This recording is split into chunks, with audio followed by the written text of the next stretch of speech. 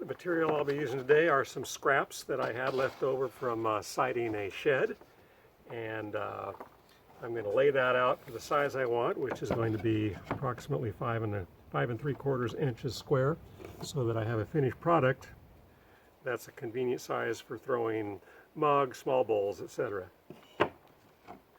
Cutting the squares out of the cement board presents a couple of challenges. One, you really do need to have a table saw in order to cut them accurate enough. The other thing is cutting cement board is noisy and dusty, and it's very abrasive on the blade. So I put a old saw blade in when I cut this stuff, and take my new blade out because it's going to dull the blade quite quickly. They do make a saw blade specifically for cutting cement board, but the blades are quite expensive, and unless you're going to be cutting a lot of it, really not necessary.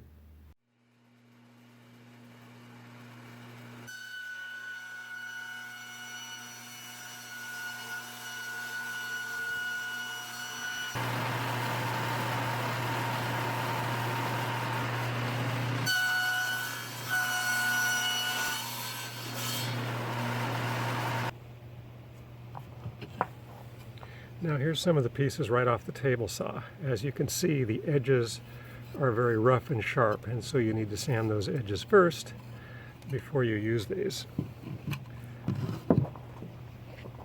You might be tempted to use regular sandpaper, and I suppose that would work, but it's not very tough and it's also not waterproof. So instead, I use a piece of a sanding belt.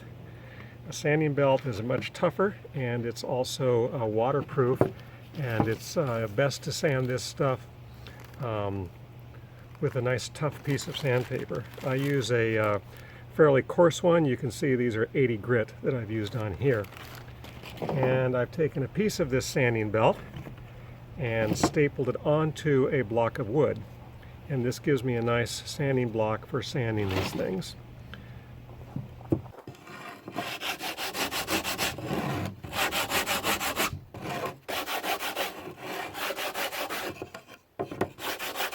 You can see the rough edge is taken off and the corners are beveled a little bit.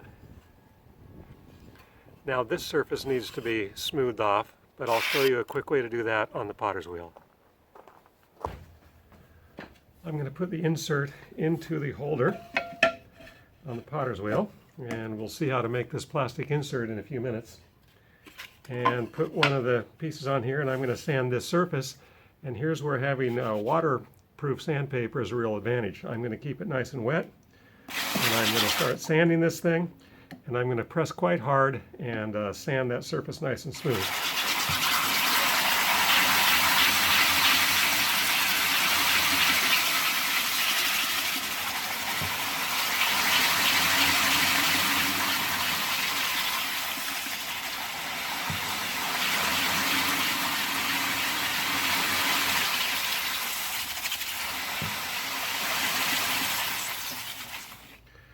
Now you can see it's removed a lot of material on there and made that surface nice and smooth. I'm now going to wash this off, and my insert will be ready to go.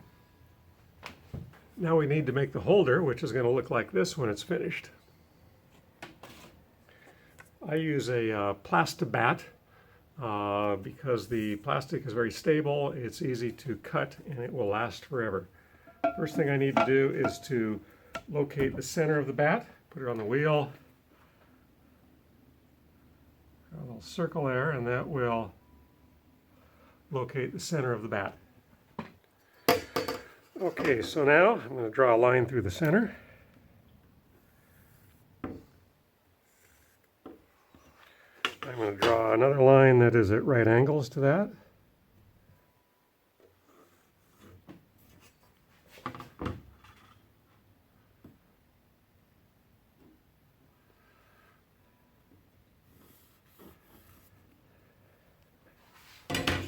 I can now put one of my inserts in there, line up the corners, and draw the outline.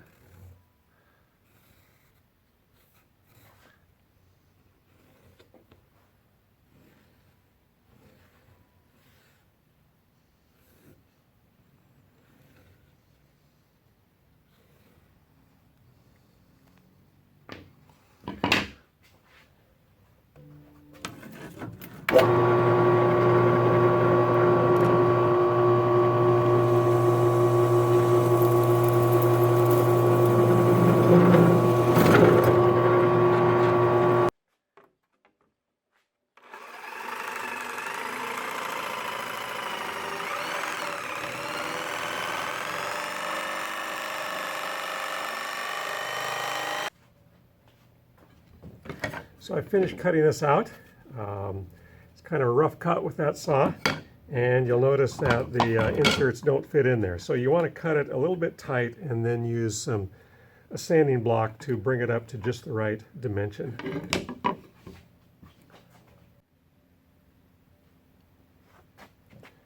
I've put a sanding belt around a block of wood, and I'm going to use this to file this down to the right size.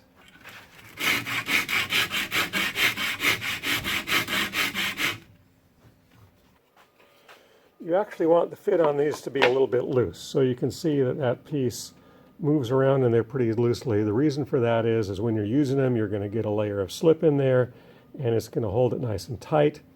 If they fit tight when they're dry and clean like this, then you're going to have a difficult time getting it into the holder when they've got a little bit of clay on them.